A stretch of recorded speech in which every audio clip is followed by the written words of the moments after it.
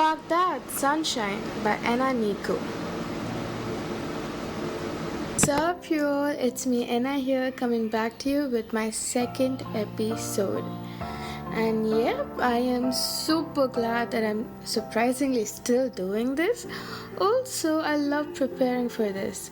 Feels great to be honest. And I hope that you also had an amazing week and woke up to this new day starting off bright. Even if it wasn't bright, don't you worry. Everyone deals with their own dull day. Cause would we appreciate rainbow if it didn't show up after all those thunders and storms? So it's okay, keep going. You're doing great, okay? This week, I want to talk about this fabulous topic suggested by this cutie, Lord Broiler. Thank you, darling, for this because the more I researched, the more amazing info I've got to share with you guys. And I'm dying to share it with you guys. Bucket list is an amazing starters of conversation, and yes, I am talking about bucket list today. So I'm gonna start off with a bit from my list, okay? Now, the first and the topmost point that I want to take off from my list is to go on a long road trip. And when I said about it to my friends, all of them said that it is one of their goals too. So I guess most of you guys can relate to this too. And I don't want just a normal road trip. I want it to be a long and a comfortable and a cozy one with people who I can laugh my ass off, or people with common interest. In short, with my good old friends, or maybe cousins. Like, dude, just imagine a long journey with these guys, with gathered up snacks and lame jokes, with games we could play along, I guess, or maybe sometimes just vibing with those slow sentimental songs and not singing a word or neither talking, but just nodding our heads to the music, or sometimes even screaming out to all the known songs, which is probably like 10 years old, the songs which we all grew up with. Guys, the destination being even more greater than the whole ride. Just imagine landing on an untouched land. Would be hella great, yeah. Maybe mountains or lakes which has trees surrounding it, which we could swing from and jump into the lake. A dream come true indeed. Planning is so important for this though. Like the movie plan, that is how much well defined the experience will be. The vehicle we take is important, honestly, to fit in all the peeps we want and get as comfy as we could. I mean, I want to travel in a van, a custom made van with experiences unending. But then let's talk about it truthfully. I mean, any van or any vehicle would be fine, but a good one, please. Not too cramped. But then more the people, more the merrier. So it could be a little cramped. It's okay, I guess. So guys, did any of you wonder how it would feel to pick up an hitchhiker? Apparently, there are many people who travel in a budget and plan to hitchhike. And I came across this really weird yet funny, scary story which I'll read it for you guys. So it's from Stacy from Minnesota who planned to hitchhike. So she wrote this one out. She said, "Okay, so this is hilarious right now, but at that time I was so scared, like so scared. So I was looking for a lift in Auckland in New Zealand, and these two guys picked me up, baseball caps, big guys with muscles, and a big truck of a car. They were friendly and chatted away, and were going to Auckland too, so it was pretty much ideal. That was until a police car came into sight in the distance, and the two guys looked at each other kind of strangely and seemed to get really anxious, and then they were muttering away, so I asked them if everything was alright. The guys looked at me and then at each other and then at me again, and there was a bit of silence, and they said, "We are on a run," or something like that, and explained that they robbed a a bank a month ago before or so, and the police had been after them ever since. So I got completely silent, and one of the guys said that they could just drive past it, it'll be fine. And the other guy was literally talking about ramming into the police car because it might recognize them. And they were re-arguing and getting louder and louder, and I'm literally speechless. And the police car is getting closer and closer.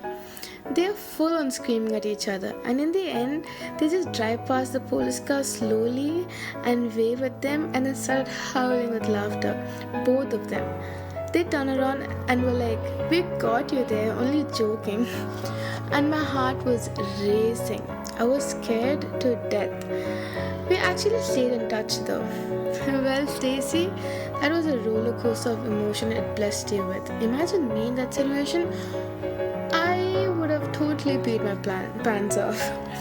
Now, this one has always been on my list from the time I learned about it, as I was quite younger when people told me about this. I want to donate my cornea. When I get a bit older from now, I want to sign that up. After I die, I wouldn't be able to see the world, obviously, but I could make someone see the color of the world. Like, fine, talking about donating organs. So here's one really cute and most overwhelming incident which I read about. I want to tell you guys, okay? So a guy who was named Madeline, and he was from South Dakota, US, and he was succumbed to a fatal autoimmune illness at the young age of 27. That's sad, man. And he had a last wish that he wanted to donate his organs. And Justin Kuhlman, she was a young woman from Wichita, Kansas, and she was beneficiary of that wish. That is, she received both of Madeline's lungs. She honestly would have died without those lungs, it seems. Now, Coleman, who was 30 years old, thought of a special way to thank this man who saved her life even after his death. So what she did was she fulfilled one of the wishes on his bucket list, and one of the wishes was drive a race car one day. And that was just what Coleman did on a renowned 81 Speedway in Park City, Kansas. Man, just seeing her live up to his dream is so goddamn heartwarming. Gosh. Well, okay, fine. I don't own a dog, but I love them so much. And as much as I cherish seeing their videos on Insta Explore page literally every single day, and also share it to people who love dogs too, as much as I do, well, Moonchild, my friend, she owns a dog, and his name is Maxie, which is in short, but Maximus as his full name. And I would say he's my second most favorite dog so far, and he is the most cutest dog I have known so far too. He is one hell of a cutie with the most gorgeous fur. And I started talking to Moonchild because she owned a dog. I did tell you guys that I'm quite a shy person to talk to new people, but when I heard about her dog, I gathered up all my guts to ask about him. And so there comes my another goal, is to own a dog. I mean, I'm dying to own one because, as I said before, I love them to death. I said them again, I can't repeat it again and again. I love dogs, man. Please get me a dog, someone. Anyways, I always thought of naming it Alfie, and there was this one time I went to visit my uncle. Okay, and this is actually a very scary incident according to me, because I was about to die. Well, not exactly. Oh God, I'm exaggerating, but yeah, this happened. So I went to my uncle's house, and he owned a German Shepherd, and I went closer to it, to just pat it, and suddenly it just rode up, and it was about to bite me. It was mere seconds that I fell back, and nothing happened to me. I'm safe, all right. But yeah, that was the only time I officially got scared of that dog. But irrespective of that, if you train doggos in the proper way, it wouldn't bite.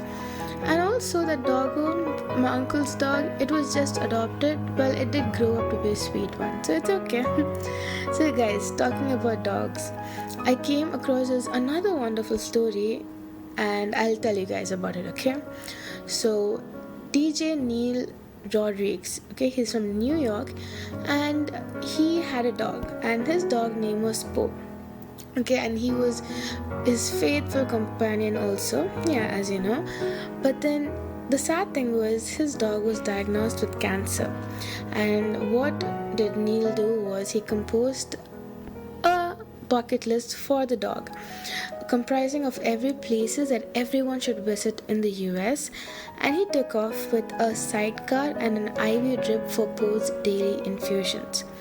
So they were on the road for almost a whole year, covering up until 64,000 kilometers and visiting 35 cities. More than 12,000 people followed their adventure on Instagram, and sadly, Poe passed away peacefully in February 2016. And Niall said, I felt like this trip was the least I could do for my dog. Man, that is so sweet and heartwarming. I mean, if I ever get a dog, I would actually write a bucket list for him. I don't know what I would write up, but I wish I had a dog first to write its bucket list. Fine, there are many cute dog stories I would like to share it with you guys, so let me know when you actually want to listen to it, okay? Now, let's talk about another goal on my list. Traveling. Well, honestly, traveling would be in most of our bucket list. After university, I want to save the most of the pennies I could, and I want to take 2 months off just to travel. Boy, oh boy, it will be dope. But then, under one condition, I have to save every single savings of mine. But the thing is, I have a weakness. That is, I'm a very good spender. My pocket money never stays with me because I use it to spend on something or the other. Either a new art material or the one-time opportunity that I have to ever eat and tasty ice cream. But then I promised myself well and clear that I would be saving my cash that my parents would give me to spend for stuffs while I'm learning in uni. And that is a promise, and I really hope that I don't break it. The adventures I gotta tick off are endless, man. I wanna go on skydiving, bungee jumping, probably bungee jumping over skydiving because I'm kind of scared. But yeah, it's gonna be dope. I mean, imagine traveling and being a travel writer who gets paid to stay in a luxurious resort in Maldives. Just imagine. God, dream job, huh?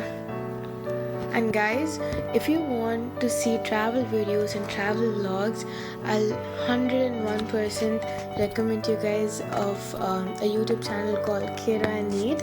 They both are the sweetest couple I've ever seen, and their travel vlogs make me feel as if I'm traveling with them. It is adorable AF. So I really want you guys to check them out. Honestly, I mean, they deserve way more greater appreciation than what they have right now. So guys, well, I will tell you some small goals that I have that I want to take it off to, okay? So I've always painted for people, that is, for people I know. And I love drawing and painting for them. Oh, also, by the way, I draw too. And I love seeing their reactions to it. It makes me so happy.